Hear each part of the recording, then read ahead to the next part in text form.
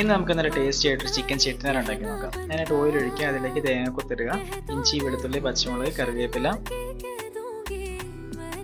ഏലക്ക ഗ്രാമ്പു B leaves എല്ലാം കൂടെ ഇട്ടിട്ട് നന്നായിട്ട് സോട്ട് ചെയ്ത് കൊടുക്കുക. അത് നല്ല സോട്ട് വരുമ്പോൾ അതിലേക്ക് സവോള ആഡ് ചെയ്യുക. സവോള ആഡ് ചെയ്ത് നന്നായിട്ട് മിക്സ് ചെയ്ത് സവോള ഒന്ന് വാടി വരുന്ന സമയമാകുമ്പോഴത്തേക്ക് അതിലേക്ക് തക്കാളി ആഡ് ചെയ്ത് കൊടുക്കുക.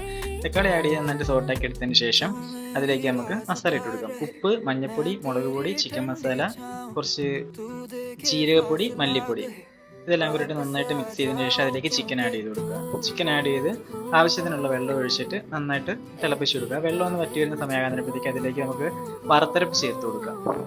തേങ്ങ വറുത്തരച്ച് വെച്ചിരിക്കുന്നത് അതിലേക്ക് ചേർത്ത് കൊടുക്കുക. അത് നന്നായിട്ട് വറ്റി വരുന്ന സമയമാകുമ്പോഴത്തേക്ക് നമ്മുടെ ചിക്കൻ ചെട്ടിനാട് റെഡിയാണ്. എല്ലാവരും ഒന്ന് ട്രൈ ചെയ്ത് നോക്കുക. വീഡിയോ ഇഷ്ടപ്പെട്ടെങ്കിൽ ലൈക്ക് ചെയ്യുക, സബ്സ്ക്രൈബ് ചെയ്യുക. Okay, by.